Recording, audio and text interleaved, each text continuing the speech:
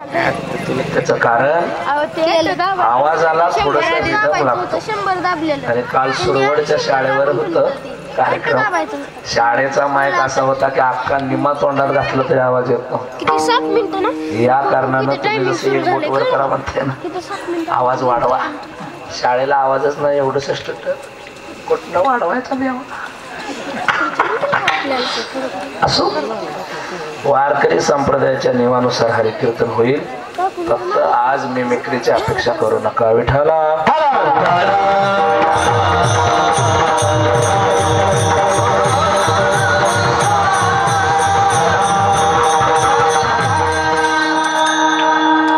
आजचा हा सोहळा जो आहे तो एका विशेष अशा तिथींसाठी भरवण्यात आलेला आहे.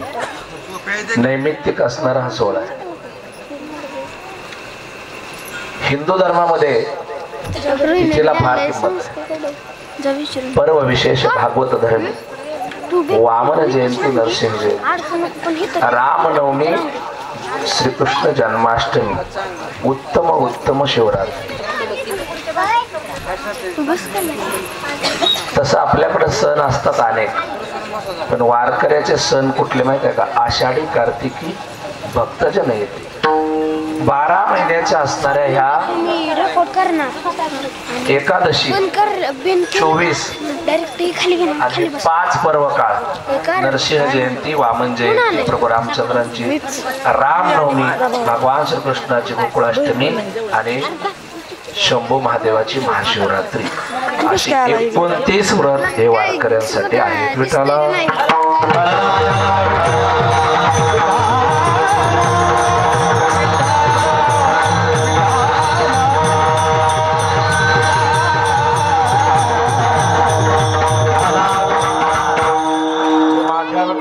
कैसा प्रेम भाव आपण देव होय गुरु, पडिये देह भाव पुरवी वासना, अंती ते आपणा पाशी द्यावे. माझा म्हणण्यामध्ये प्रेम आहे.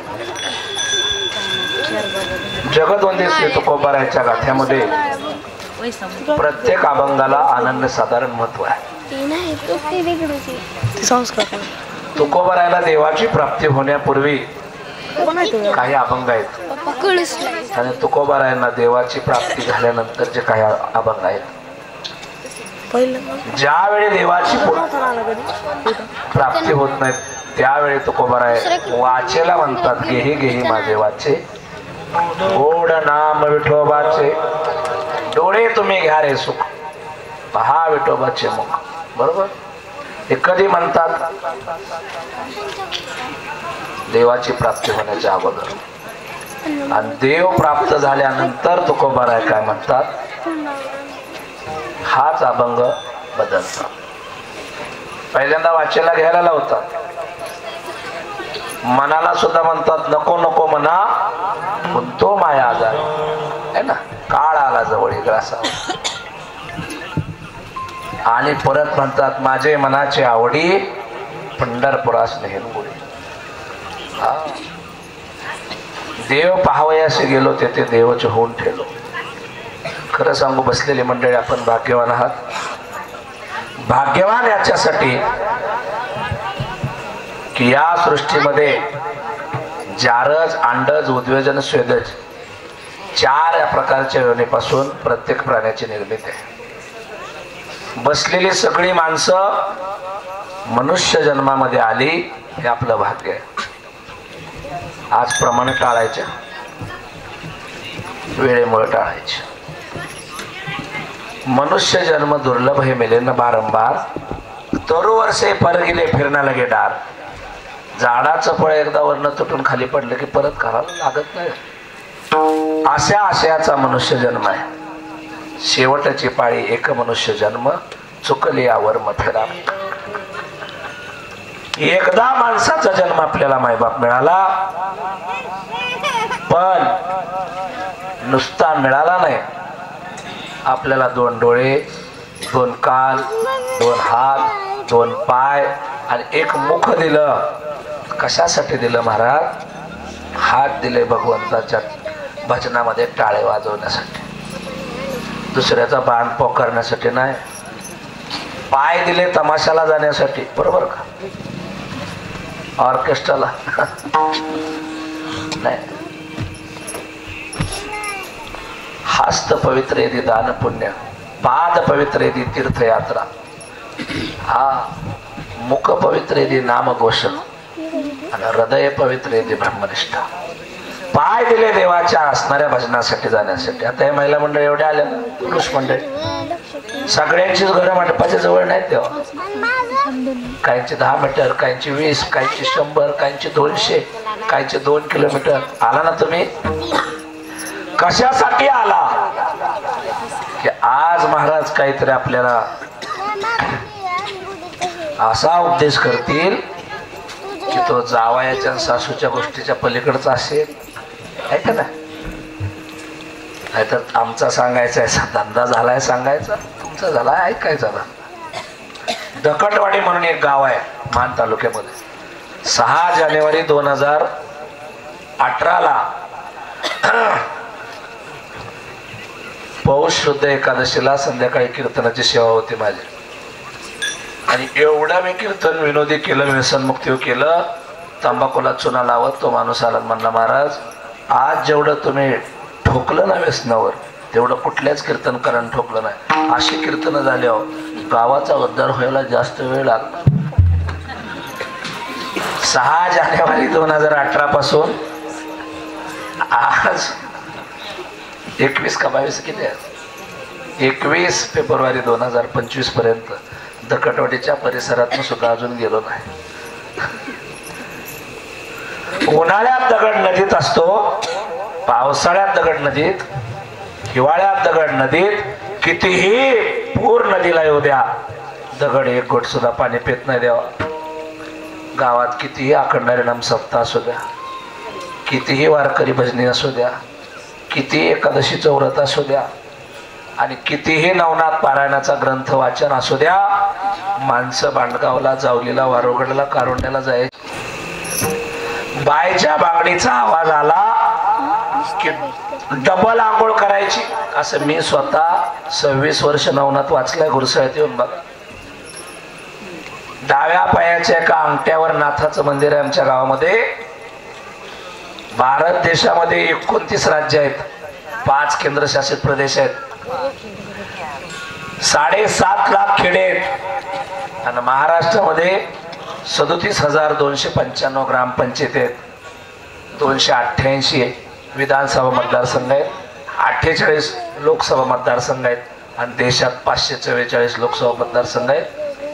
पण मायबाप डाव्या पायाच्या अंगठ्यावर फक्त आमच्या गुरुसाळे गावात नाथाचं मंदिर आहे. नाथ उभा आहे, आणि तो बालब्रह्मचारी आहे. लहानशी मुलगी सुद्धा गाभाऱ्यात जात नाही देवा. असाच असणारा एक नाथ भैरवनाथ म्हणून उभा आहे काशीचा क्षेत्रपालाच्या शेजारी. तो डाव्या पायावर आहे उत्तर प्रदेश मध्ये, पण डाव्या पायाच्या अंगठ्यावर नाही देवा. एवढं कडक देवस्थान, पण तिथं बाईच्या बांगडीचा आवाज आला तरी आम्ही डब्बल आंघोळ करतो, वल्या पडद्याने बसतो, 10 दिवस घरी जात नाही, आमच्या हाताने शिजवून खातो. माझा 10 दिवस उपवास असतो, फराळ सुद्धा मी करत नव्हतो. त्या 10 दिवसामध्ये दररोज संध्याकाळी कीर्तन, नुसती फळं घ्यायची, 1-2 केळ, एखादं सफरचंद खायचं. त्या नवनाथ ग्रंथाविषयीची संकल्पना माझी अशी आहे, नामा मने ग्रंथ श्रेष्ठ ज्ञानदेवी, आणि एक तरी ओवी अनुभवावी. हे जसं नामदेव महाराजांचं वचन आहे, प्रमाण आहे, तसं जीवनाचा उद्धार करायचा असेल तर नवनाथ ग्रंथ घरामध्ये असावा.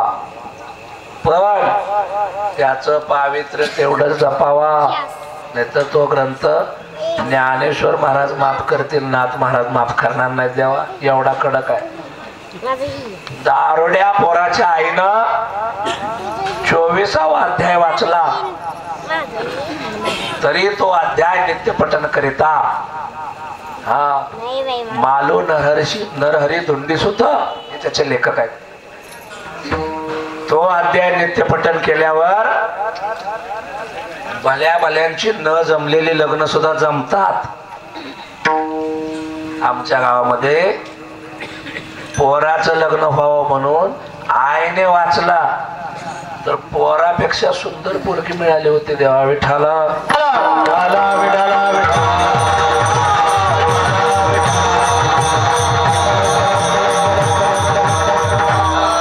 माझ्या विठोबाचा कैसा प्रेम भाव, आपणची देव होय गुरु.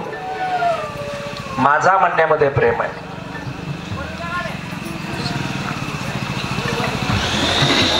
जगामध्ये माझा म्हणण्यामध्ये प्रेम आहे हे जर पाहायचं झालं तर आपल्याला थोडं पाठीमागे घेऊन जातो. आजपासून 10,500 वर्षापूर्वी त्रेतायुगामध्ये प्रभू रामचंद्र वनवासाला निघाले. सावत्र आईने एकच शब्द फक्त वापरला, माझ्या भरताला राजगादी बसवा आणि रामाला वनवासात पाठवा. ज्या प्रभू रामचंद्रांच्या अंगावर बर्जरी वस्त्र राजाची होती ना, क्षणामध्ये राजाचे वस्त्र निघून गेले देवा आणि वल्लक अंगावर आली आणि वनवासाला जायची तयारी झाली. सरपंच पदावर बसताना 2 मेंबर फुटल्यावर जर काय आपल्या मनाला वाईट वाटत असलं तर रामाचा आदर्श घ्या देवा. सरपंच पदाला सुद्धा आपल्या मनाला एवढं वाईट वाटतं तर प्रभू रामचंद्रांना अयोध्येच्या राजगादीवर बसताना वनवासाला जावं लागलं. किती वाईट वाटलं असेल. प्रभू रामचंद्र वनवासाला चाललेले आहेत. राग नाही केला कैकईचा, कैकई मातेचा राग नाही, उलट कैकई दररोज त्याच्या मलामध्ये प्रभू रामचंद्रांना जीव घालायची. सावत्र आई किती प्रेम करते याचं उत्तम उदाहरण म्हणजे कैकई. हा, कैकईमुळं रामायण घडलं म्हणता, पण रामायणातल्या 7 गोष्टी कैकईमुळे झाल्या. तातस्नेह, भरत महिमा, परमाशनो, वायुशनो, शक्य मंत्राची, निजभोज बोलो, सीता सत्व, वैरी भाव आणि वैरी नामास. दशरथ राजाचं किती मुलावर प्रेम होतं कैकईमुळे समजलं. भरताचं भावावर किती बंधू प्रेम होतं कैकईमुळे समजलं. सुग्रीवाची आणि रामाची मैत्री किती होती कैकईमुळे समजलं. सीता किती पतिव्रता होती कैकईमुळे समजलं. हा, आपल्या असणाऱ्या भाऊमध्ये किती बळ आहे हे रावणाला मारल्यामुळं कैकईमुळं रामाची ताकद जगाला कळाली. चला पुढे. आणि वैऱ्याला सुद्धा मरताना जर समजा त्या वैऱ्यानं शरणागती पत्करली तर वैऱ्याला सुद्धा रावणाला मुक्ती कशी द्यायची हे रामामुळे समजलं म्हणजे कैकईमुळे समजलं. विठाला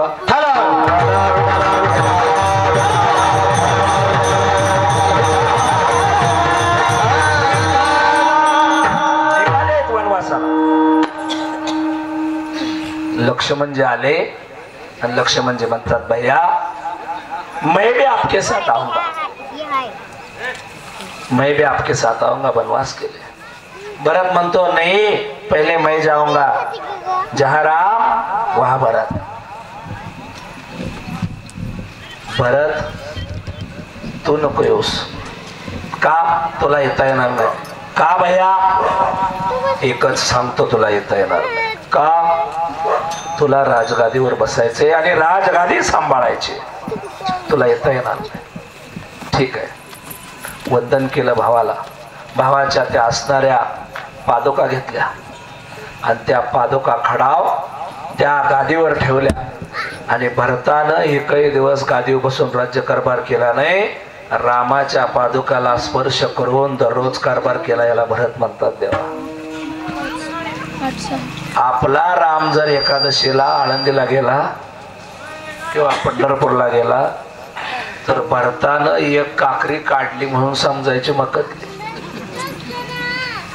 आपला आजचा भरत सांगत नाही 2025 त्रेतायुगामधला भरत सांगतोय. भरत एकही दिवस गादीवर बस. भरत के साथ तू रह, तू भी मता भैया मैं आऊंगा. जिद्द केलेली आहे कोणी?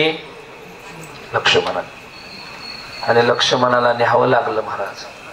याचा मतितार्थ अभंगाशी असा आहे, लक्ष्मण अख्ख्या आयुष्यामध्ये म्हणत होता राम माझा आहे, आणि भरत संपूर्ण आयुष्यामध्ये म्हणत होता मी रामाचा आहे. मी रामाचा आहे म्हटल्याला भरताला एवढा हक्क गाजवता आला नाही देवा, पण राम माझा आहे संपूर्ण आयुष्यभर म्हणल्यामुळं रामाला लक्ष्मणाला बरोबर न्यावं लागलं. हे माझा म्हणण्यामध्ये प्रेम आहे. विठ्ठल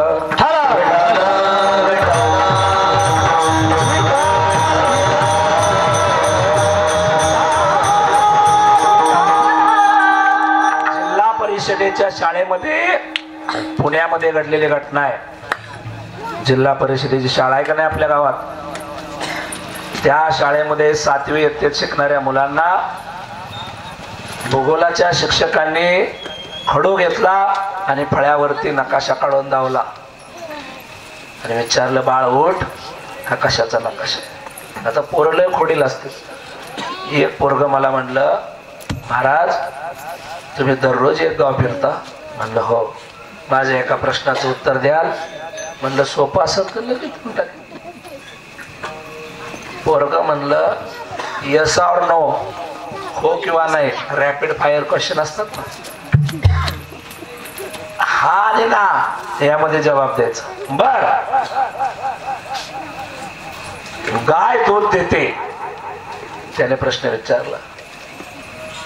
मी म्हणलं हा. आता कोणी उत्तर दिल की हो हा. पोरग म्हणलं ग बसा खोटं बोलताय, गाय देत नाही, आपण काढावं लागतं. लय खोडील पोर असत. लय म्हणजे लय खोट. एकदा एका पोरानं गुरुजीला प्रश्न विचारला. गुरुजीने विचारले एका एक किती? दुसरं पोरग म्हणलं ठळक एक. मुली एका एक किती ग? ती पोरगी म्हणली कडत एक. राजू उठ बघू, एका एक किती? वर्ग गुरुजीला म्हणतोय वरचा एक बारकाय का मोठा सहा नाही तर खालच्याचा रेदा निघ. त्याने प्रात्यक्षिक करायची काय गरज होती कोणास? एकदा मुलांना प्रश्न विचारला गुरुजीने, बाळ उठ बघू तुझा जन्म कधी झाला? ते म्हणलं माझ्या सोमवारी. बस काय बाळ तू उठ तुझा कधी झाला? ते उठला माझा ना मम्मीला विचारून येऊ. म्हणले बस काय. कोपऱ्यात सदा नावाचा पोरगा होता. म्हणजे उठ बघू तुझा कधी झाला? गुरुजीला म्हणते आधी तुमचा सांगा. गुरुजी म्हणलं गाढवा मी प्रश्न विचारलाय. सदा म्हणतो मी तर कुठं उत्तर दिलंय, मी पण प्रश्नच विचार. गुरुजी म्हणलं माझा सोपा आहे, माझा रविवारी झाला. जब असं म्हणलं खोटं बोलताय, रविवारी शाळेला सुट्टी असते. विठ्ठल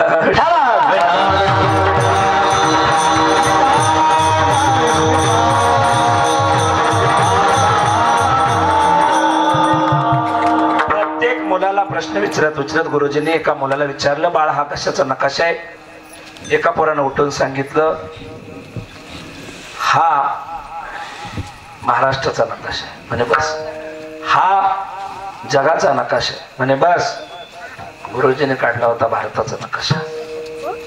सुंदर असं भारताचा नकाशा प्रात्यक्षिक प्रत्यक्ष दाखवला होता. आणि त्या भूगोलाच्या शिक्षकानं एका ब्राह्मणाच्या पोराला उठवलं आणि सांगितलं उठ बाळ हा कशाचा नकाशा आहे? मुलानं काय केलं ऐका. त्याने लांबून नाही सांगितलं, गुरुजीच्या हातातली छडी घेतली आणि सांगितलं गुरुजी हा माझ्या भारत देशाचा नकाशा आहे. त्या पोराचं नाव आहे लोकमान्य बाळ गंगाधर टिळक.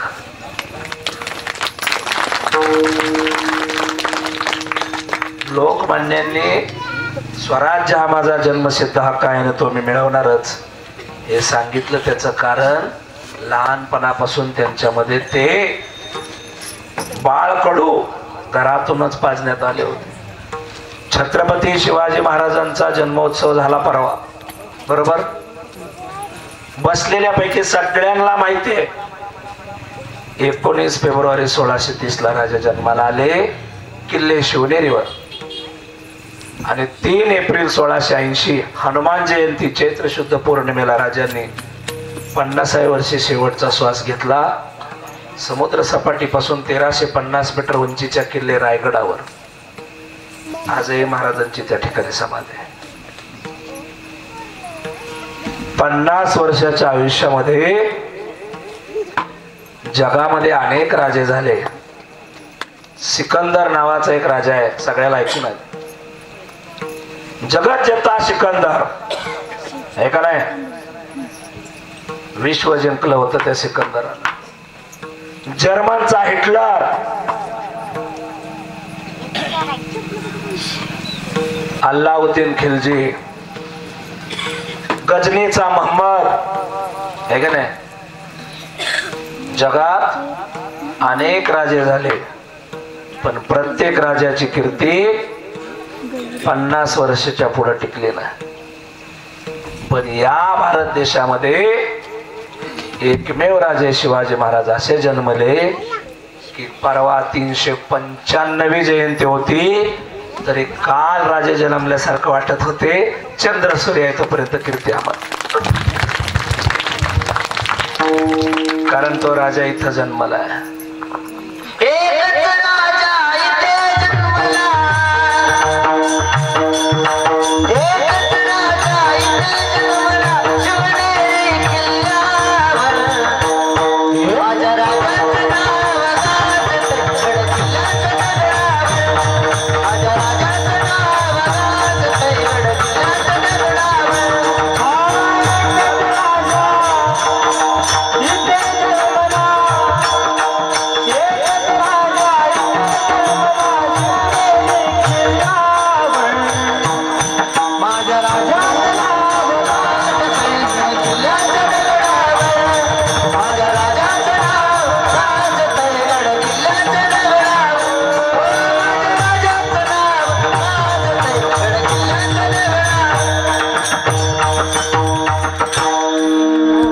कारण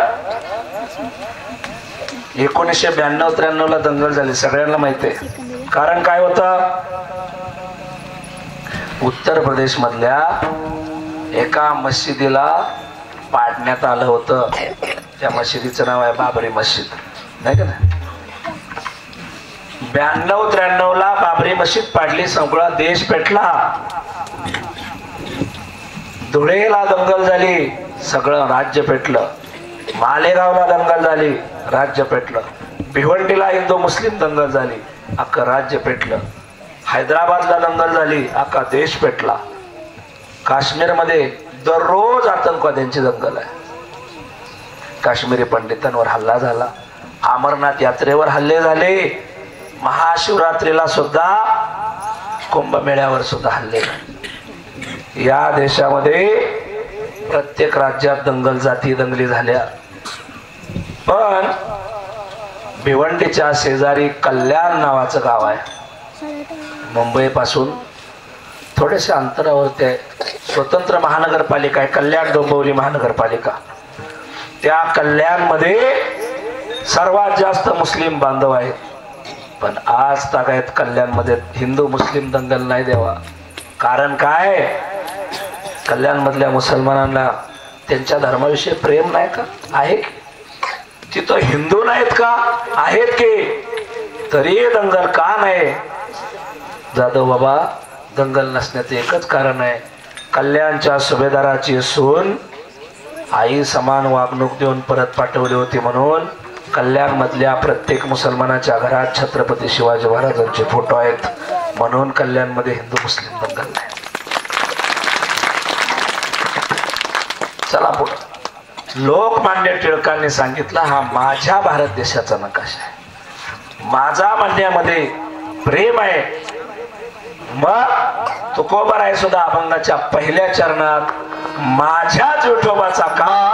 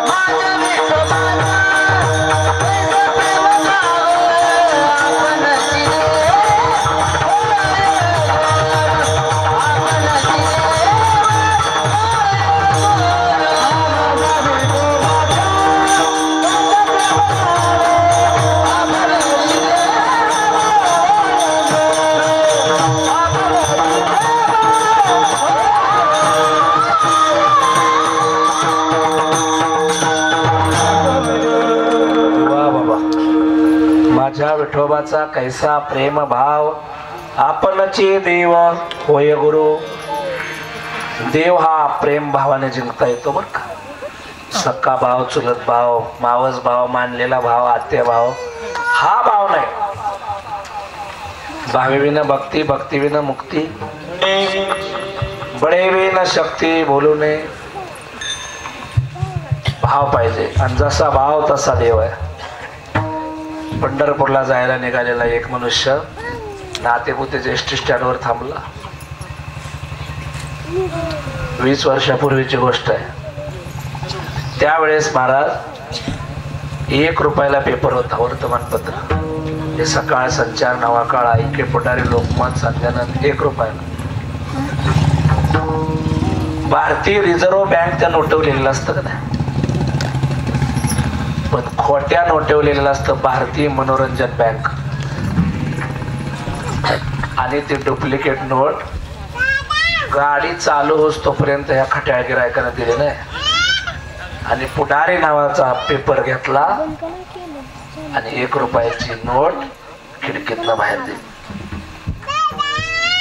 ती नोट खोटीच होती, चालणार नाही त्याला माहित होतं, पण ती मागं पळू नये म्हणून हालताना गाडी घेतली. खोडील माणसं कांदा काय गेलं तरी मध्ये चिंगळ्या घालते तिने वर मोठा. महाराज गाडी हलून गेल्याबरोबर 2x2 गाडी होती. शेजारच्या शेठचा माणूस म्हणला, का हो तुम्ही एवढं का गालातले गालात हसताय? तर म्हणला, हसू नाही तर काय करू, पेपरवाल्याला कसं फसावं. म्हणला, का खोटीच नोट दिली. म्हणला, होय, त्याच्यामुळेच इतक्या उशिराने घेतला काय गाडी हलताना बघ. म्हणजे होय. आणि अर्धा किलोमीटर गेला आणि पेपर वाचायला लागला. शेजारच्या बाकडावर मी पुढारीच होता, पण त्याच्या पहिल्या पाना वेगळी बातमी आणि ह्याच्या पहिल्या पाना वेगळी बातमी. भारताने बांगलादेशला नमवले त्याच्या पहिल्या पाना होत. आणि आज विराट कोहलीचे शतक होते का ते पाहू पहिल्या पाना होत. ह्याचा पुढारी त्याचा पुढारी एकच होता पेपर, एकाच जातीचं दोघं, पण त्याच्यात बातमी वेगळी ह्याच्यात वेगळी. त्याचं कारण त्याचा चालूचा होता, ताजा होता, आजचा होता आणि ह्याचा कालचा पेपर होता. नोट खोटी, पेपरही खोटा. भाव खोटा, देव खोटा. भाव नामदेव महाराजांचा खरा होता, तर देव हाताने दररोज नामाबरोबर एक जेवत होता. कौन कहता है भगवान घर आते नहीं, शबरी के जैसे कोई बुलाते नहीं. कौन कहता है भगवान हाथों से खाते नहीं, नामदेव के जैसे कोई खिलाते नहीं. नामदेव महाराजांनी दररोज देवाला नैवेद्य घालावा, भरवावा. आणि देवानं महाराज नैवेद्यातला हात नामदेव महाराजांच्या मुखात घालावा. आपला देव खात नाही याचं कारण देवाला ॲलर्जी होईल एवढी छोटी छोटी मोठी मोठी पोळ्या आपल्या बोकांडी आणि एवढंच. हे बायानेच करू जाणं बरं का, गड्याचं काम. मराठवाड्यामध्ये एकदा एका सुनबाईला सासून सांगितलं, आगा आगा आगा आगा घर रस्त्यावर आणशील की आपलं. ही काय तूप वाढायची पद्धत झाली. आत्याबाई मी काय अशी नासधूस केली.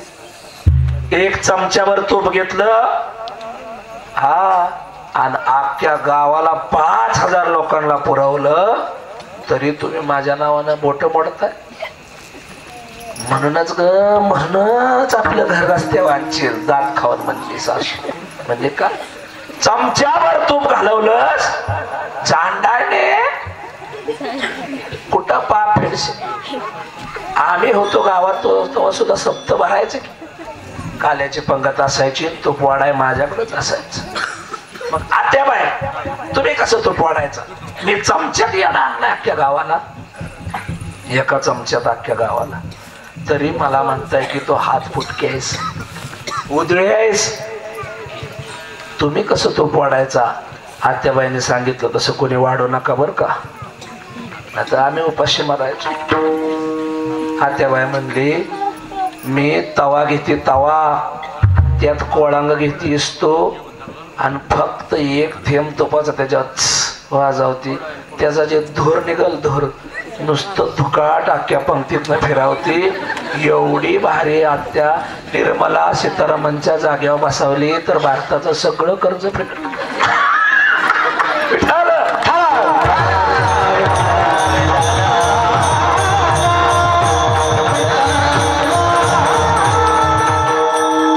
देव काय करत असतो? गुरुच्या स्थानी जात असतो.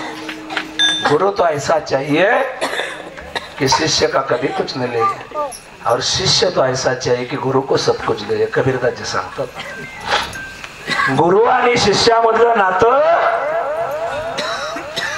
हे आई वडिलाच्या नात्यापेक्षाही श्रेष्ठ असतं. ते मला कशावर?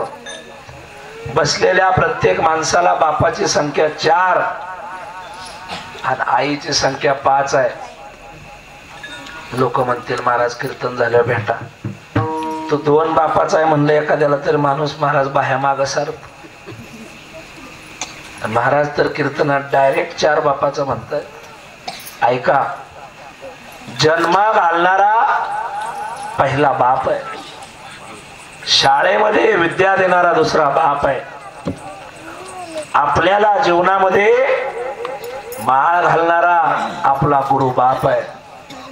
आणि या देहातून मुक्ती मिळवण्याचा मार्ग दावणारा सुद्धा आपला बाप आहे. बापाची संख्या 4 आहे आणि आईची संख्या 5 आहे. राज्यामध्ये ज्या आपण राहतो त्या राज्याची पत्नी आपली आई आहे. राजपत्नी, गुरुपत्नी, मित्रपत्नी तथेवचा पत्नी माताच स्वमाता पंचमातर स्मृता. ज्या राज्यामध्ये आपण राहतो त्या राज्याची पत्नी आपली आई आहे. आपल्या मित्राची पत्नी आपली आई आहे. आपल्या गुरुची पत्नी आपली आई आहे. आपल्या पत्नीची आई सासूबाई ती सुद्धा आपली आई आहे. आणि आपली जन्मदाती आई सुद्धा आई आहे. या 5 आयांची प्रत्येकाला संख्या आहे. विठ्ठल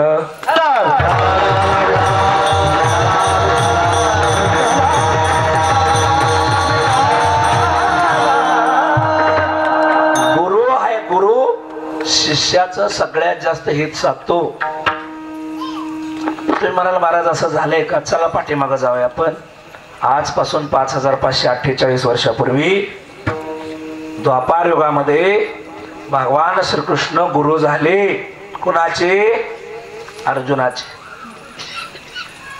अर्जुनाचेच का झाले महाराज? त्याचं कारण अर्जुन हा धर्माच्या बाजूने लढत होता. हा देवाचा नियम आहे, अधर्माची अवधी तोडी, दोषांची लिली पाडी, सज्जना कडवी गुढी सुखाची उपवी.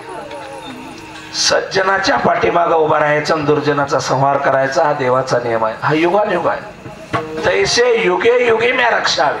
प्रत्येक युगामध्ये देव सज्जनाच्या पाठीमागं उभा राहतो.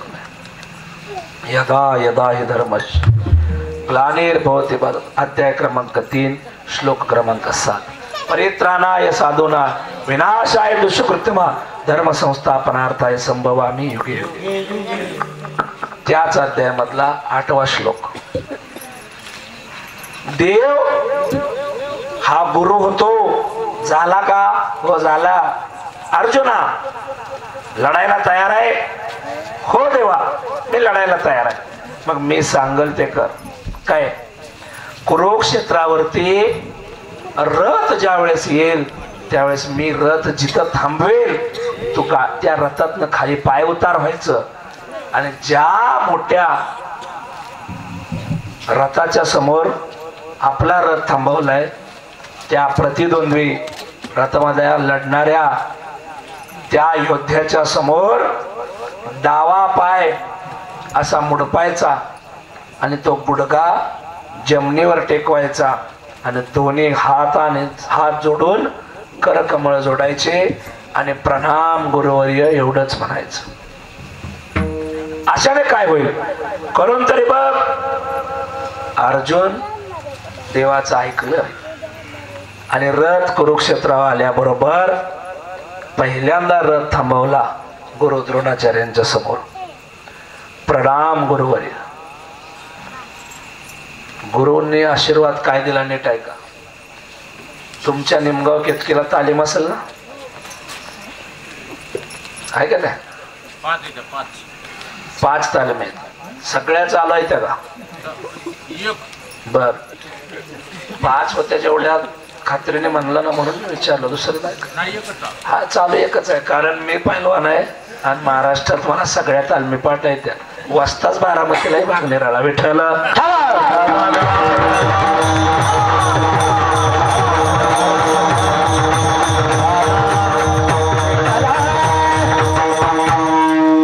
पहिलवानाचा नियम असा असतो, पहिलवान पाया पडून ज्यावेळेस आखाड्यामध्ये जातो त्यावेळेस तो कोणत्या जातीचा कोणत्या धर्माचा आहे ते सगळं विसरून जातो. कुठल्या पक्षाचा भिक्षाचा मतदान कोणाला करतो काय गुरुला गेलं नाही. गुरु फक्त त्याच्या देवानं रथ थांबवला. गुरु द्रोणाचार्याच्या समोर प्रणाम घातला. प्रणाम गुरुवर्य, विजयी भव. रथामध्ये अर्जुन बसला. पुढे रथ गेला. एक 10-5 फूट अंतरावरती दुसरा योद्धा होता आणि तो महाराज भीष्माचार्य होते. भीष्माचार्यांच्या समोर रथ थांबवला. प्रणाम गुरुवर्य, विजयी भव. प्रत्येकांच्या समोर जिथं जिथं रथ थांबवेल त्या कृपाचार्य, भीष्माचार्य, द्रोणाचार्य सगळ्या आचार्यांनी एकच आशीर्वाद दिला अर्जुनाला, विजयी भव. अर्जुनाचा पराभव होईल का? तर देव गुरुच्याच ठिकाणी होता. देवाला चांगलं माहित होतं, जर वंदन केलं, प्रणाम केलं तर पुढचा माणूस कधी शिव्या शाप देत नाही, तो आशीर्वादच देतो. म्हणून महापुरे झाडी जाती तेथे लहवाळे वाचती, लहानपण देगा देवा मुंगी साखरेचा रवा. आहे ना? हा, नम्र झाला भूता त्याने प्रमाण नुसते ऐकायची सोडून द्यायची नाही. अजूनही महाराष्ट्रातले 99% कीर्तनकार गायकाच्या आणि मृदंगाचार्याच्या पाया पडत नाहीत. देवा कीर्तनकार पडत नाहीत. अजूनही विठोबा रुक्माई भजन झालं ना तर जाधव बाबा तुमच्या पायाला हात लावाय मी पळत होतो, तुम्ही पाठीमागं सरत होता. मी पायाला स्पर्श केल्याशिवाय विण्याला हात लावला नाही. देवा तसं तर पाहायला गेलं तर डोकं टेकवल्याशिवाय घेऊनच द्यायचं नाही गायकाने. ही खरी पद्धत. आता ते मोडली. पाया सुद्धा पडताना आता पदूर असा घेते ते पाय तरशी पडते का काय गाव काय. आणि बोलण्याची लय भारी पद्धत. ओळखायचं मागच्या आठवड्यातच महाराजांचं 16वा झाला. मुंबईमध्ये जर आपण गेलो तर चपातीला चपाती म्हणत नाहीत. महाराज पोळी घेता का हो? मी म्हणलं सक्रात नाही, सण नाही, पाडवा नाही आणि हिला जोर आलाय पोळ्या करायला. जवळ जाऊन बघतोय तर काताडी तुटत नाही. तेवढ्यात घरातनं तिची सासू आली. आई तुम्ही पण आलात? मग तर डबऱ्यात तू चालली म्हणले. आईवर नवडी टाकायला. मला वाटलं हिचीच आई आली या लेकीचं कसं चाललंय बघायला. आणि ती तेवढ्यात नवरा आला. मग म्हणलं तुझी काय भूकंपात गेली का काय? आणि सासरा चालला की म्हणले डॅडी कामावर निघालात? मग काय बहिणी भावंडाचा अक्षर झाला का? काय म्हणतील सांगता येत नाही. मुंबईला जाऊन आलेली खेड्यातली एक बाई आमच्या गावातल्या इथलं सांगत नाही. मला थांबायचं 1 तासाच. नाव सांगत नाही. पण ती बिचारी जाऊन आली. उभ्या आयुष्यात मुंबईला गेली नव्हती. माघारी आल्यानंतर मी म्हणलं नानी बऱ्याच दिवस झाला दिसला नाही, कुठे होता? मी मुंबईला गेलेली. दररोज खुरपाई होती बरं का इथं. आणि 8 दिवस मुंबईचं वारा लागली. बरी लुगड्या होती गाऊन घालून आली. म्हणजे मी मुंबईला गेलेली. मुंबईला काय बघितलं? मला अपेक्षा होती राणीचा बाग बघितला म्हणत. म्हणजे मुंबईला मी समुद्र पाहिला. आता समुद्राला समुद्र म्हणायची काय गरज आहे? मुंबईवरनं जाऊन आले. आणि घरी येऊन बघते तर काय आमची म्हैस व्यायलेली येलेली हा. आणि आमची म्हैस व्यायलेली मी तिचा चिंक खाल्ला. आता सगळं जग चिंक खात. ही चिंक कशी खाते ओळखून जायचं. नाणी मुंबईवर आलेल्याचा चांगला फरक पडला विठ्ठला.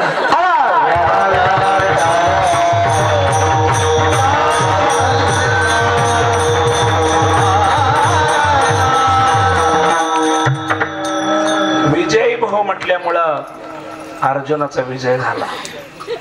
39,36,700 सैन्य कुरुक्षेत्रावर मेले. किती आकडा? 39,36,700 सैन्य त्या असणाऱ्या कुरुक्षेत्रावरती मरण पावलं. 100 पोरं होती धृतराष्ट्राची. धृतराष्ट्राला पाणी पाजा एकही जिवंत राहिलं नाही.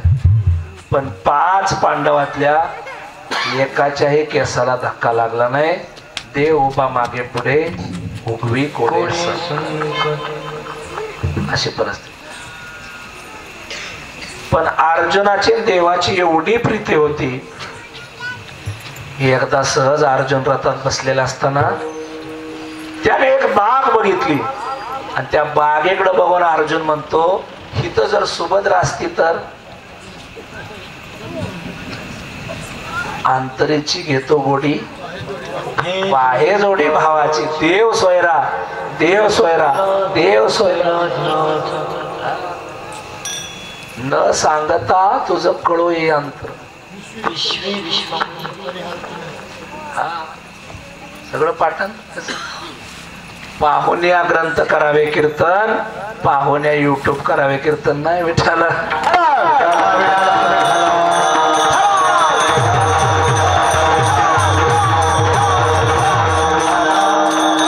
देवाला लक्षात आलं की अर्जुनाची इच्छा काय आहे. अर्जुनाला वाटतंय की आपली इथं पत्नी असायला पाहिजे. देवानं आमच्या नामदेवाच्या भाषेत सांगू, देव सगळ्यात मोठा नाटकी आहे. हा, पुण्यामध्ये जर तुम्ही गेला तर बाल गंधर्व नाट्य मंदिर आहे का नाही. त्या बाल गंधर्वाची कथा तुम्हाला माहित नसेल, ऐका. पुरुष असताना स्त्रीचं पात्र करणं एवढं सोपं नाही. तुम्हाला तर तुमच्या बापाच्याने जमणार नाही, कारण एवढी काळी महिला नसते. त्याला तितकी सुंदर बी असावी लागते. पाठांतर आपलं भरपूर आहे, पण स्त्री पुरुष सुद्धा ओळखत नव्हता ही बाई आहे का गडी. एवढा सुंदर दिसणारा बालगंधर्व. नीट ऐका, कलाकार किती मोठा असू द्या, माझ्या जीवनामध्ये मी पाहिलेले अनेक कलाकार आहेत. युवक मित्र क्रांती सूर्य पंडित त्यांबरोबर असल्यामुळं लहानपणापासून मला सगळे वारकरीत कीर्तनकार सगळे मोठे मोठे कलाकार माहिती आहेत. आणि मी स्वतः कलाकार असल्यामुळं कलाकारांना अंतिम समयी काय वेदना होतात हे पाहून मी काही गोष्टीचं पथ्य पाळलंय.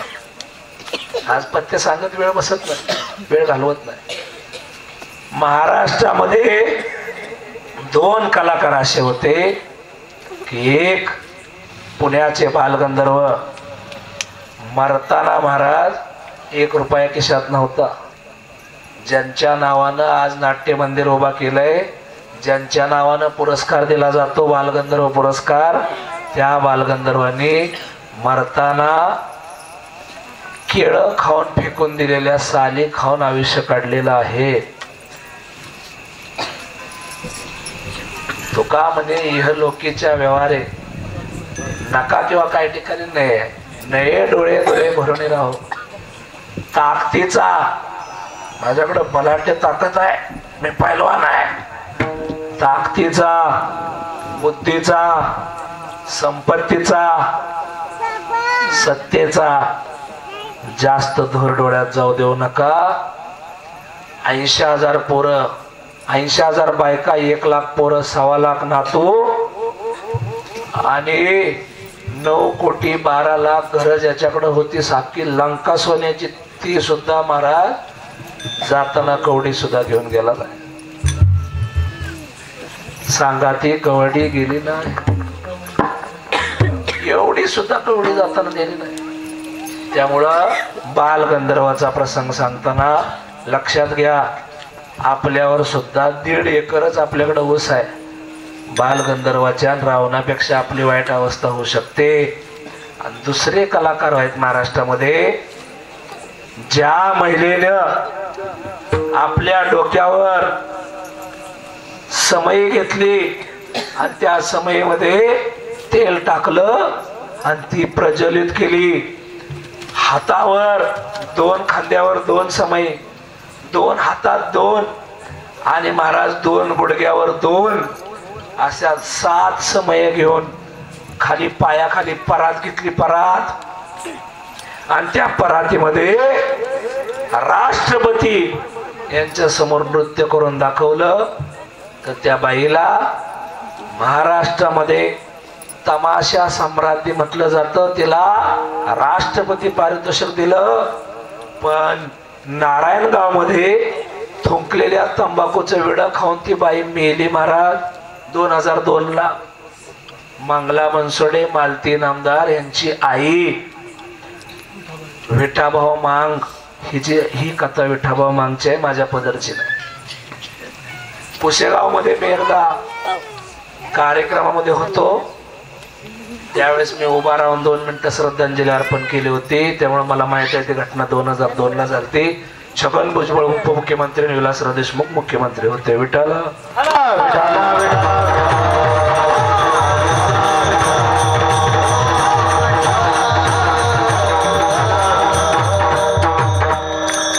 देव मात्र त्या बालगंधर्वांपेक्षा हुशार होते.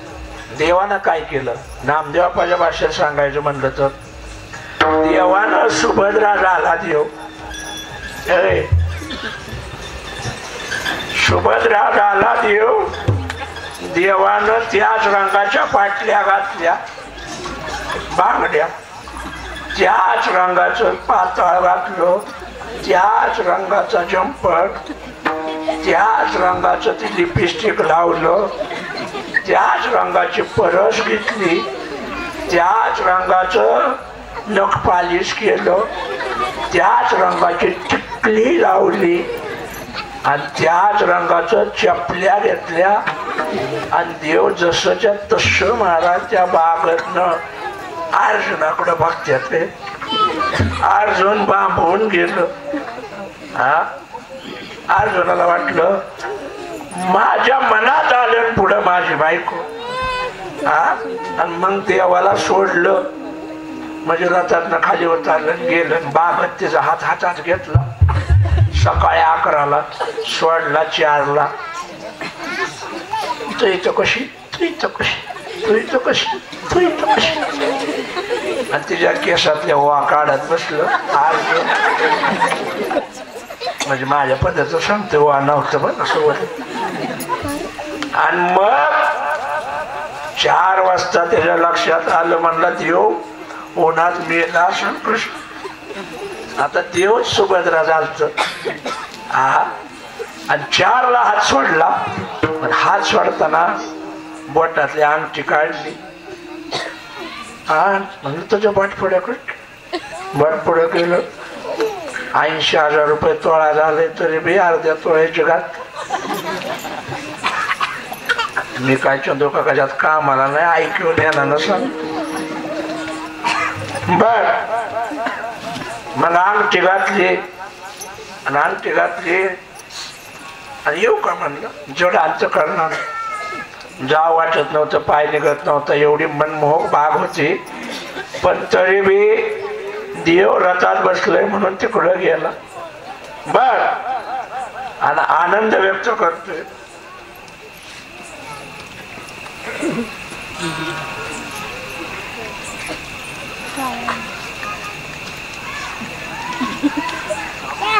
कीर्तनात आहे, कीर्तनात कीर्तनात आहे.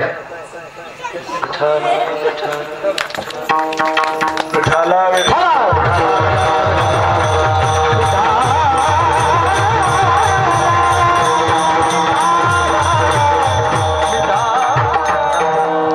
रथात बसलं विचार. आणि कृष्ण म्हणतो इतका का हसतोय. आणि नाही काय तरी पण का हसतोय? सांगतोय वे देवाला का हसतोय? सुभद्रेला भेटून आलोय म्हणून हसतोय म्हणत. जिथं स्वयंपाकगृह होतं तिथं, आणि तिथं गेलं सगळे इकडं तिकडं दाशीला म्हणते सुभद्रा कुठे, सुभद्रा कुठे? आणि तेवढ्यात सुभद्रा कणकीचा गोळा वर निघाला आपटला खाली. म्हणजे हिथं काय करते, माझ्या आधी कसे आले, माझ्या आधी कसे आले? दुमती झाली म्हणले मी कणिक किती उशीर झाली म्हणते. कोणी एवढं चिकाट दळून आणायला लावलो, ज्वारी गहू टाकलं का काय? काय बोलतेस? आणि मग अशी बागत, कसल्या बागत? गांजा बिंजा वाढलाय का बागत? सगळ्यांना इचरा मी कुठं होती? द्रौपदी म्हणली सुभद्रा इथंच होती. सगळी म्हणते ती सुभद्रा इथंच होती. बर बघू तुझी बोट बघू, कणकीनं गच बांधलेली बोट. म्हणजे हा घ्या, डोळ्यात घालते का काय? म्हणजे लांब न दाव. बोट बघितलं तर बोट मोकळी, कणकीत मळताना शिरली असेल. म्हणला बघ. म्हणजे काय? अंगठी. लगीन झाल्यापासून फटका म्हणे नाही ना अंगठी. कसली अंगठी? मी दिलेली. आणि देवानं मागणं थाप टाकली अर्जुनाला. म्हणलं अर्जुना हेच का अंगठी? कृष्णा रघुवीर जादूगार आहे का काय तो? पलीकडची अंगठी ह्या बोटात कशी आली? बॉम्बलाय 5 तास माझाच हात तुझ्या हातात होता म्हणला, सुभद्रेचा नव्हता. हा, आणि इतका तो गोलो गोलो बोलला. हो, अरे आपल्या भक्ताची इच्छा पूर्ण करण्यासाठी देव सुद्धा त्याची बायको झाला. अभंगाचा तो पडे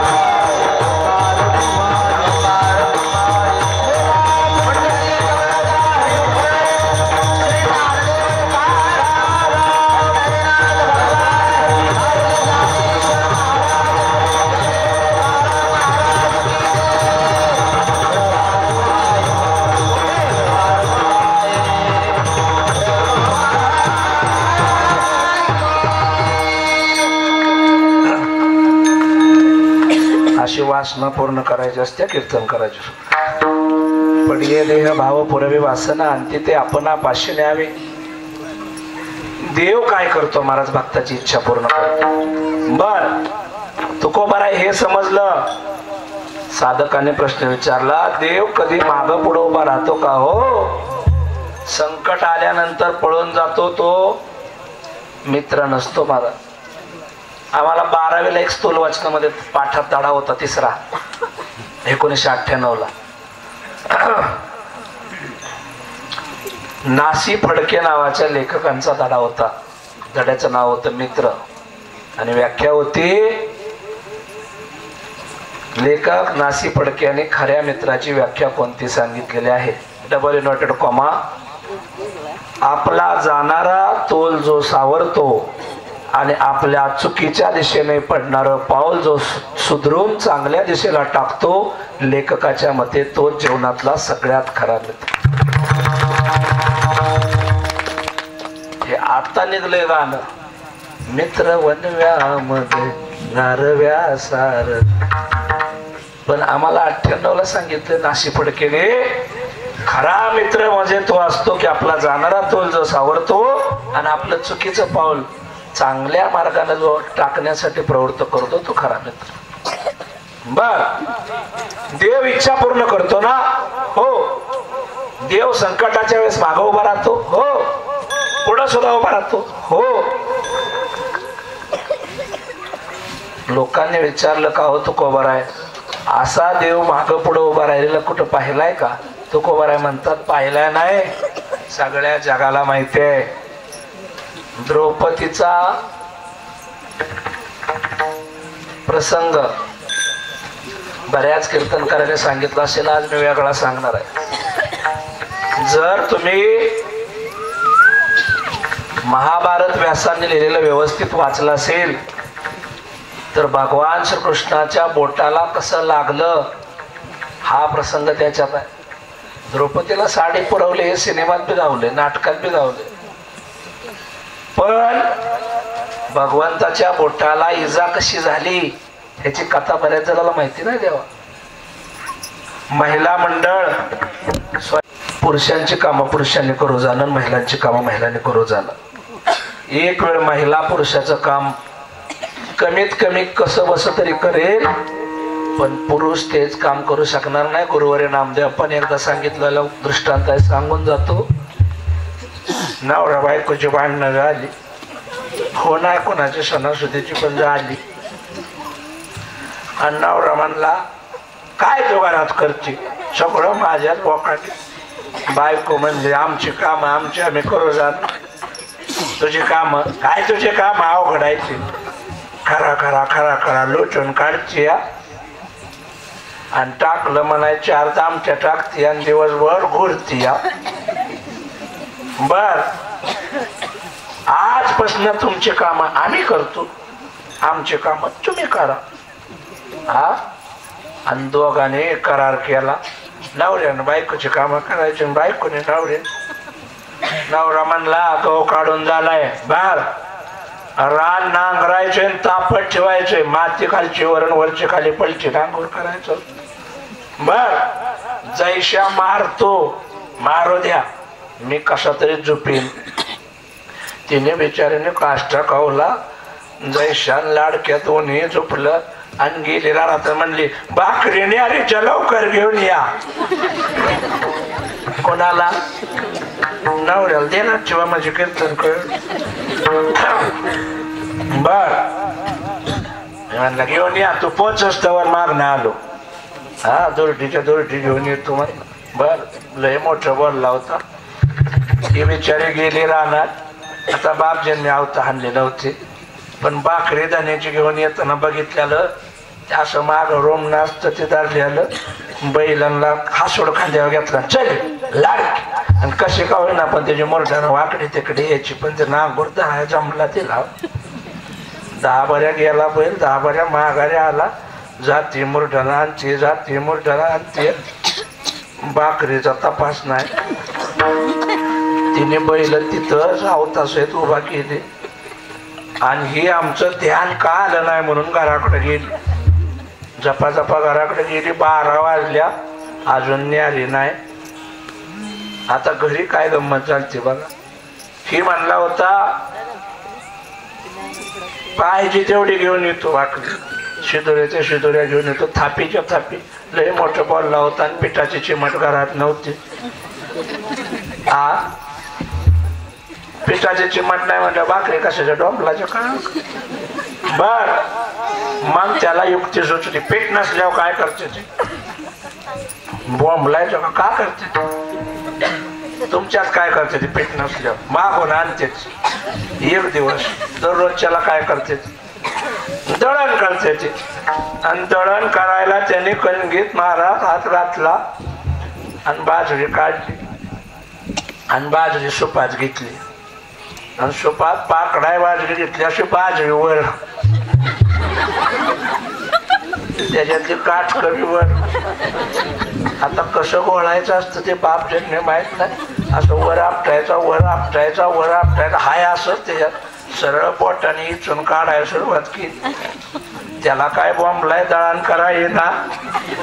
आणि तेवढ्यात म्हणतो बायको रोज अशी वर खाली करताना चटाक पटाक चटाक पटाक चटाक पटाक वाजत. बहुतेक ते कुठल्या तरी डब्यात ठेवलं असेल चटाक पटाक वाजवायचं. म्हणून बाजरी तिथंच बोंबलत पडली आणि सगळं डबं खाली पालत. बटवं खाली, तांदूळ खाली. आणि बायको आली तर बघती तर घरात सगळं किसनाने गोंधळ घातले आणि घातलं. म्हणजे मी की तिकडं वाट बघून कवा भाकरी आणायचं आहे. भाकरी हाय का पिठाची चिमट? आणि मग नसल्यावर म्हणले दळाच करा की. म्हणला दळालच करत होतो. म्हणले मग काय झालं? ते चटाक पटाक वाजवायचं कुठं ठेवलंय सांग? ते म्हणले कसलं चटाक पटाक? तुझी बोट नाही कशी चटाक चटाक पटाक वाज? अहो बॉम्बलाय ते वाजवायचं नसतं म्हणते, बोट आपोआप वाजते ती. मग त्याला कळलं बाईची कामं बाईनेच करू या नवीन ठरलं.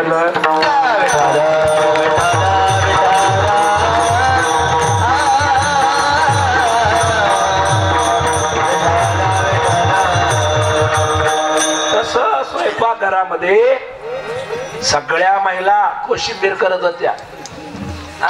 जेवणाचा स्वयंपाकाचा बेत चांगला होता. 5 पकवान होते, कोशिंबीर होते. आणि व्यासाने फार सुंदर वर्णन केलं. ह्याचं मराठीमध्ये भाषांतर आहे बरं का, पण आपण वाचत चालू, तेवढा वेळ नाही आपल्याला. पण भागवतामध्ये, ज्ञानेश्वरीमध्ये, गीतेमध्ये असे काही श्लोक, असे काही वाक्य आहेत महाराज, ते जीवन आपलं बदलून टाकतील. ज्ञानेश्वरीचा स्पर्श सुद्धा माणसाचं आयुष्य बदलून टाकतो. आंधळ्या माणसाची ज्ञानेश्वरी 9033 18 अध्याय पाठ आहेत महाराज मुखतगत. ही ताकद ज्ञानोबा राहायची आहे देवा. ज्ञानेश्वरीला हात लावल्याबरोबर अरे रेडा बोलतो तर महाराज निर्बुद्ध. तुमच्या आमच्यासारखे माणसं ज्ञानेश्वरी का वाचणार नाहीत तेव्हा? पण ते भावानं वाचले पाहिजे. त्याला स्पर्श सुद्धा आपलं जीवन बदलून टाकेल. एवढं सुंदर वर्णन केलेलं आहे व्यास महर्षींनी. देव म्हणतो द्रौपदी आण ते काकडी इकडं, आणि मी चिरतो कोशिंबीर करायला मदत करतो. देवा पुरुषाची काम पुरुषाने करावेत. मी नटदारी आहे, आण सहज सहज कोशिंबीर करतो. देवा वेळी धारदार आहे, लागल बघा. अगं नाही लागणार. आणि धुतलेली काकडी वेळेवर चिरायला, वेळी पायात, आणि अशी चिरायला लागल्याबरोबर उभी काकडी चिरायची, मग परत आडवी चिरायची, आणि मग त्याची कोशिंबीर करायची. कोशिंबीर तुम्ही म्हणचाल बसलेली मंडळी, का हो महाराज द्वापार युगामध्ये कोशिंबीर होती का? ऐका नाही प्रश्न, उत्तर पण ऐका. यशोदे घराकडे चाल मला जीव घाल या असणाऱ्या गवळणीमध्ये तुप लावून भाकर करी, वांगे भाजून भरीत करी मध्ये बोलू नका, वरी कांद्याची कोशिंबिरी मला जीव घाल. याचा अर्थ त्यावेळेस कोशिंबीर होती. आणि देवाने गायी चारल्या का याचं सुद्धा शेवटच्या चरणात महाराज प्रमाण दिलंय. आई मी तुझा एकुलता एक, गायी चारी तो 9 लाख, गायी चारुणी झिजली नख मला जीव घाल. कांद्याची कोशिंबीर 5,500 वर्षापूर्वी होती. घरापर्यंत सुद्धा गेला नाही महाराज. जसा मट्टावरनं आला तसा ब्रेक सुद्धा लागला नाही. धोत्रातनं मट्टा खाली गेला. कुणी नालायकाने काढलाय कुणास. आता उपासाला कोथमीर टाकून सुद्धा उपासाला देते. कोथमीर कशी काय उपासाला चालते कोणाष्ट.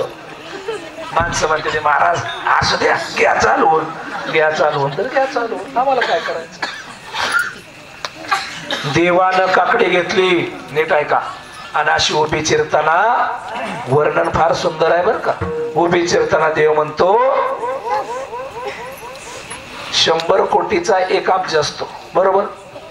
1 अरब 60 कोटी 30 लक्ष 10,700 वर्ष 9 महिने आणि 9 दिवस. आयुष्य कोणाचं सांगतोय? आपलं नाही, हिरण्यकश्यपूचं. 1 अरब 60 कोटी 30 लक्ष 10,700 वर्ष 9 महिने आणि 9 दिवस.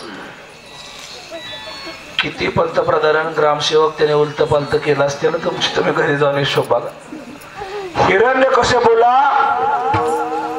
नरसिंह अवतारामध्ये मी असा असा असा फडला आणि असा असा असा फडला म्हणताना ओली काकडी त्या धारदार वेळेवरून खसकन बाजूला गेली आणि चरकन त्या भगवान श्रीकृष्णाचं बोट कापलं. रक्ताच्या थारोळ्यात बोट चिरकांडी उडाली.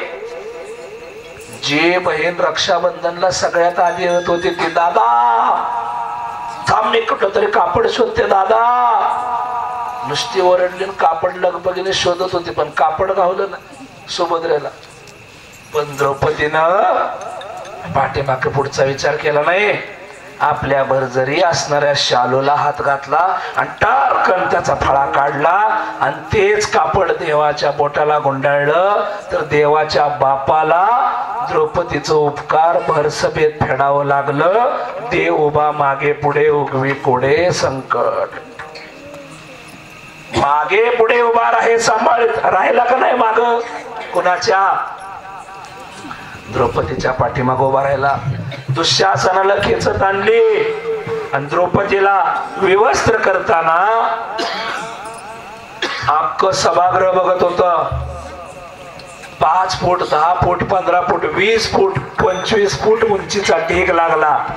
पण तरी तिची लज्जा सुरक्षित होती, कारण जगाच्या बापाला बोटभर वस्त्र चिंधी दिली होती. मग मी निस्सीम भाव उल्हासे मज अर्पावयाची नेमिसे फळ एक आवडे तैसे भलतेच हो. मला थोडस जरी कोणी काय भावानं दिलं तर त्याच्या पाठीमाग मी उभा राहतो. आणि पुढं देव राहिला का? राहिला की कधी? अर्जुनाला एकदा देवानं सांगितलं, आंधळा धृतराष्ट्र म्हणतोय मला भीमाला भेटायचंय. का? म्हणले काका शरण आलेत. बर 100 पुत्र होते, एकही पाणी पाजायला राहिला नाही. मला भेटायचंय. कोणाला? भीमाला. आणि सगळं वैर संपवायचंय. 10 नोव्हेंबर 1659 ला प्रतापगडच्या पायथ्याला अफजल खान जसा भेटला राजांना, तसा भीमाला आंधळा धृतराष्ट्र भेटायला आल्याबरोबर त्याच्या मनात काय चाललंय हे देवाने ओळखलं आणि अर्जुनाला सांगितलं, अर्जुना थांब, भीम नाष्ट्यावरही जाईल. मग काय करू देवा? काय नाही. भीमाच्या आकाराचा एक लोखंडाचा पुतळा समोर उभा कर आणि तू नुसता बाजूला उभा राहा, काय होतंय ते बघ. ये भीमा आओ राजे आओ. अफजल खान जसा म्हणला तसं भीमाला महाराज आलिंगन द्यायला चुलत्यानं हात पसरले आणि त्या धृतराष्ट्रानं अशी मिठी मारली आणि त्याच्या अंगामध्ये असणारा 100 पोरं मारलेल्याचा जो 10 होता, बदले की आप हिंदी सिनेमा मध्ये असतं का नाही, मैं तुम्हें नहीं छोडूंगा, तुम्हें मारने के लिए मैं जिंदा रहा था, मी तुला सोडणार नाही. आणि अशी मिठी मारल्या बरोबर त्या पुतळ्याच्या पाठीमाग उभा राहून भीम म्हणतोय, काका सोडा मला, सोडा, मुझे छोड़ दो. पुतळ्याच्या मागणं आवाज येत होता आणि पुतळा पुढं होता. पाची भाऊ उभा राहिले होते आणि देव म्हणतोय बघा आता म्हातारं काय करतंय. म्हाताऱ्यानं करकचून त्याला अशी मिठी मारली तर लोखंडाच्या पुतळ्याचं महाराज त्या ठिकाणी छोटे छोटे छोटे छोटे कण बाहेर किसाच्या रूपात पडले होते. म्हणजे त्याला लोखंडाचं पीठ करणे म्हणतात. धृतराष्ट्राला 100 पोरं मारलेल्याचा राग होता म्हणून त्या लोखंडाचं पीठ झालं महाराज. पण अर्जुनाने बघितलं की अर्जुनाच्या डोळ्यात घळकण असू आले. देवा लोखंडाचा पुतळा करायचा जो आट्टास तू सांगितला होता तो जर मी केला नसता तर आज पांडवाचं नाक भीम गेला असता. भीम कशामुळे वाचला तर देव तिथं पुढं होऊन रक्षण करायला आला. द्रौपदीची लज्जा कशामुळे सुरक्षित राहिली की देव माग उभा राहिला आणि हेच तू उभा राहा अभंगाच्या 3ऱ्या चरणात.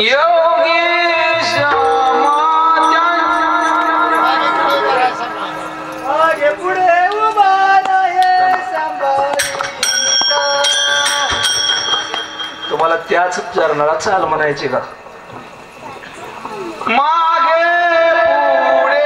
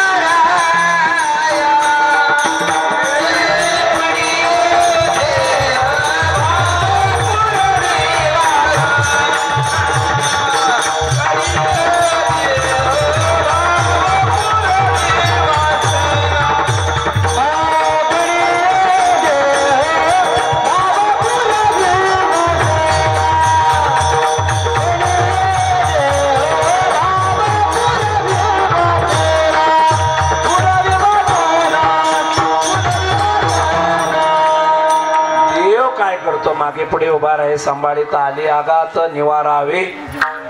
तो काय करतो आलेलं संकट स्वतः घेतो.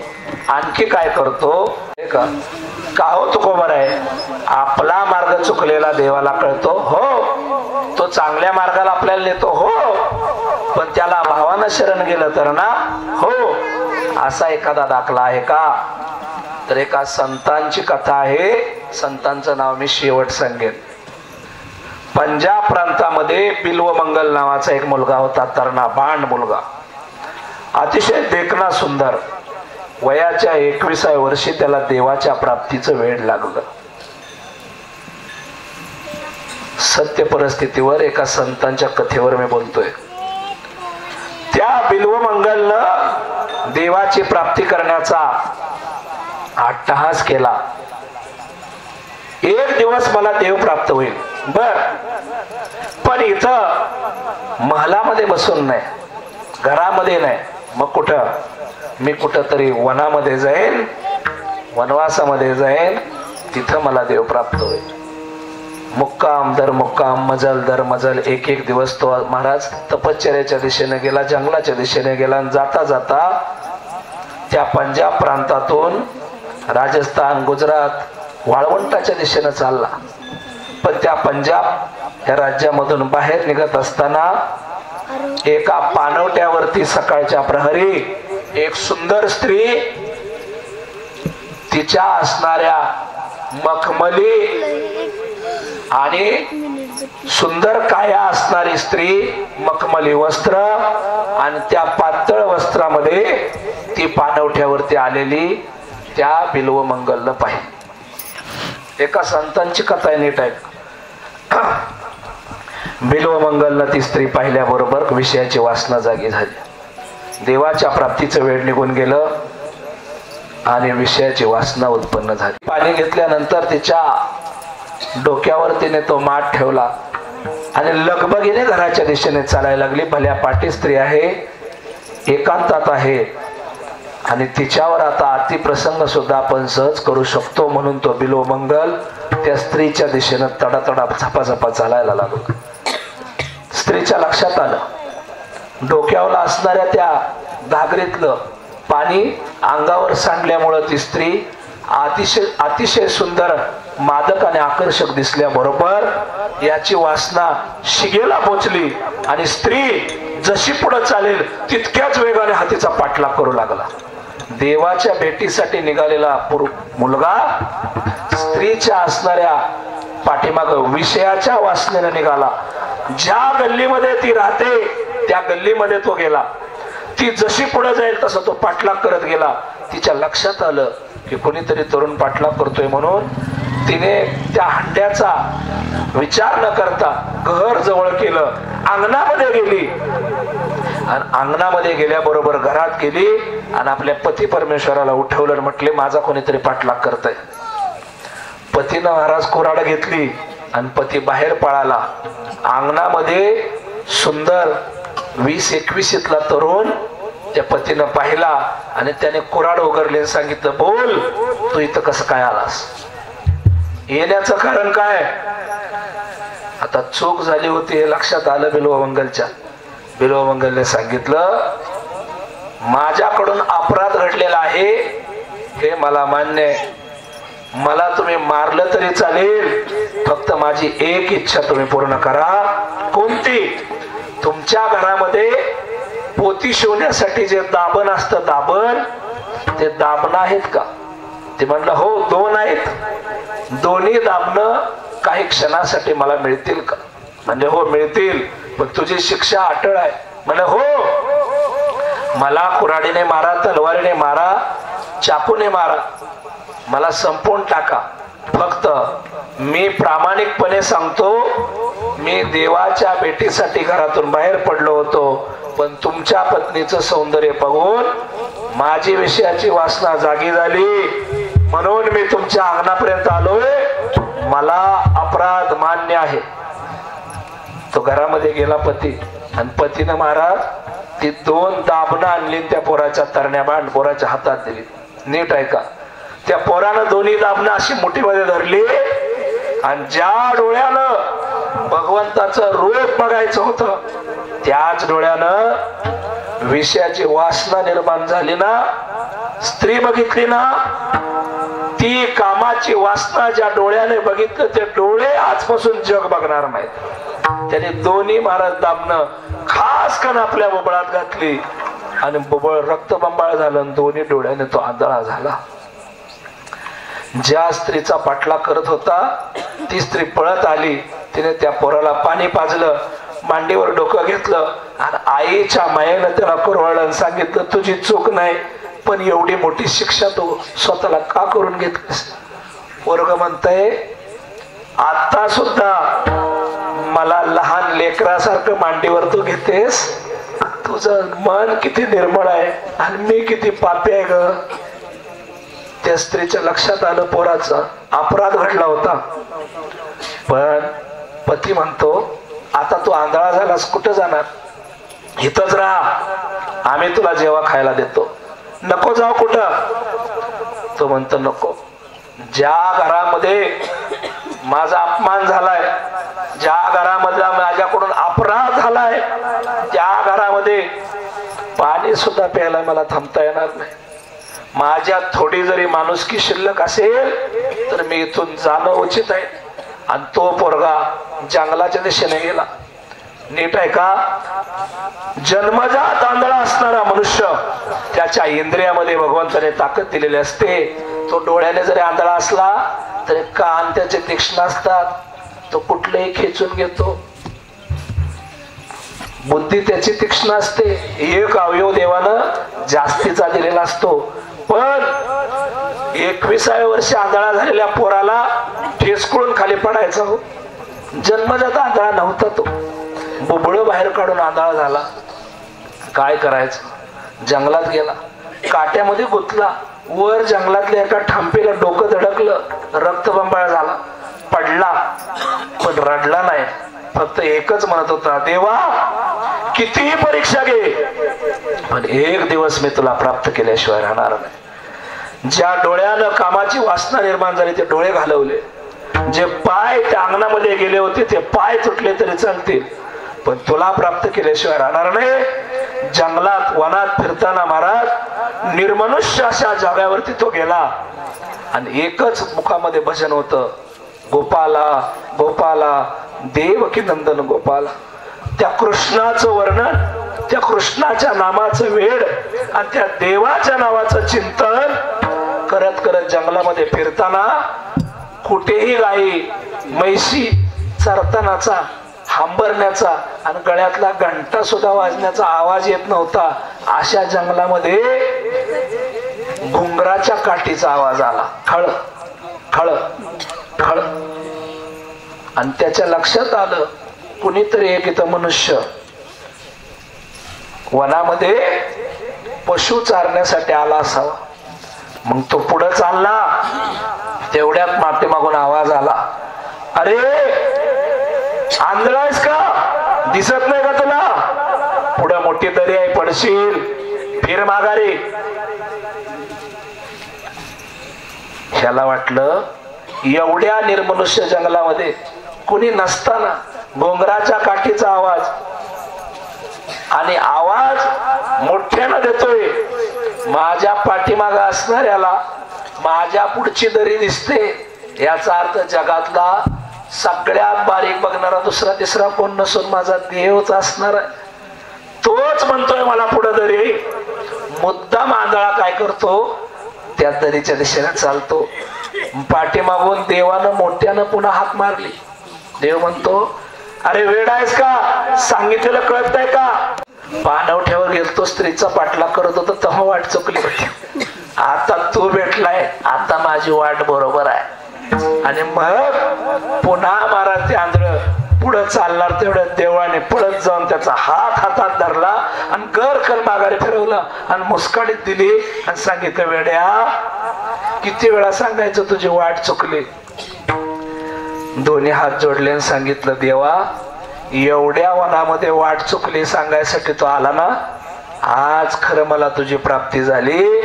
तू दुसरा तिसरा कोणी नसून गोदने चारणारा तो असणारा वसुदेवम देवम कंसचारुणम मर्दनम देवकी परमानंदम कृष्ण वंदे जगद्गुरु, तोच माझा देव आहे. आणि मग देवानं त्याला आलिंगन दिलं. ही कथा दुसरी तिसरी कुणाची नसून संत सुरदासांची कथा आहे. जे सुरदास तुलसीदासांचे गुरु होते. आणि या असणाऱ्या सुरदासांना मेलेलं मड सुद्धा पाण्यात उठवायची ताकद होती. तोच तो बिल्वमंगल होता. त्या बिल्वमंगलला चुकीच्या दिशेने जाणारी वाट आपल्या हातानं धरून चांगल्या मार्गाला नेतो. तुकोबाराय अभंगाच्या 4थ्या चरणाचा योगक्षेम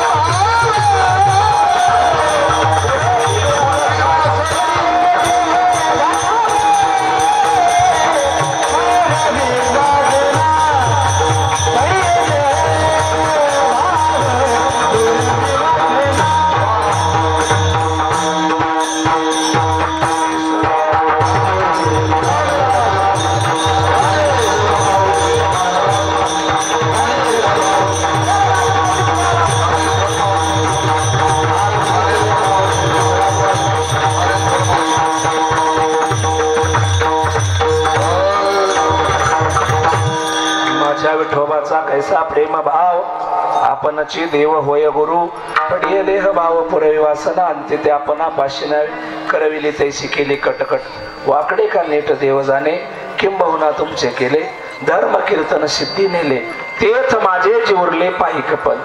म्हणून आजच्या या कीर्तन रूपी सेवेसाठी ग्रामस्थांनी मला बोलवलं. कशाचा प्रॉब्लेम असताना सुद्धा मी कीर्तन केलं. त्याचं कारण 27 वर्ष झालं महाराष्ट्रात मी कीर्तन करतोय, पण माझी खासियत आहे 27 वर्षात एकही तारीख बुडली नाही आणि माझ्या जागेवर कधी बदली ड्रायव्हर मी पाठवत नाही. ज्या दिवशी मरेल त्या दिवशीच कीर्तन गैरहजर आणि अजून उभा आहे याचा अर्थ मरत नाही. वर्षातून 4 वेळा अंगातलं रक्त देतो मी. किती वेळा? 4 वेळा.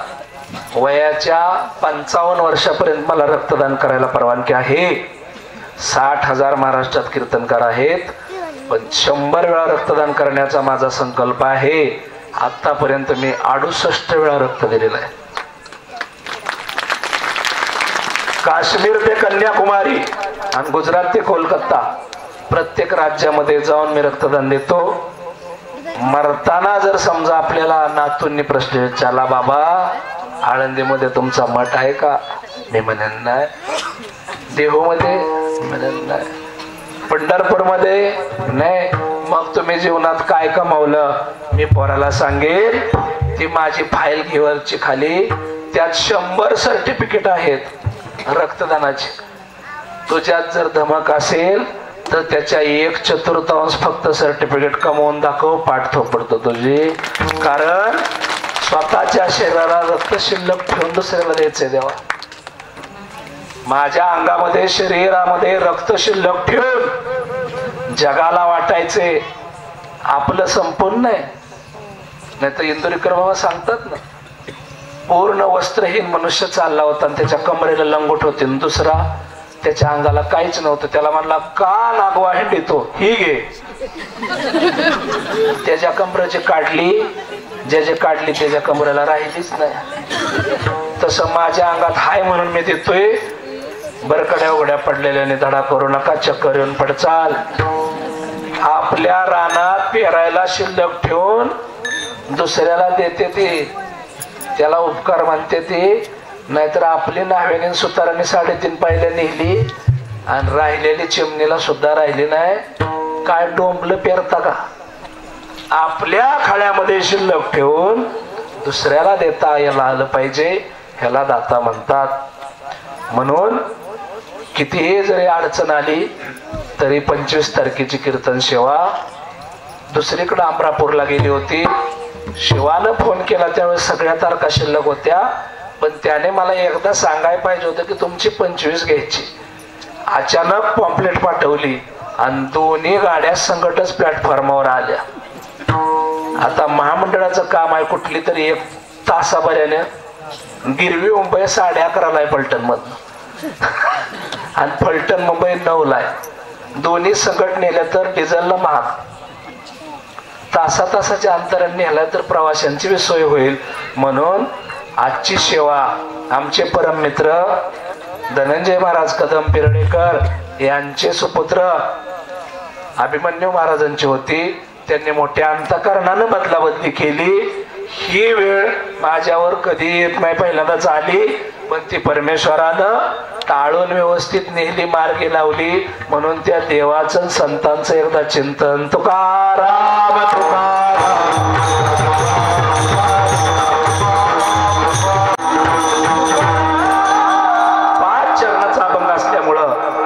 किती उशीर जरी घेतला तरी तो सोडवणं शक्य नाही.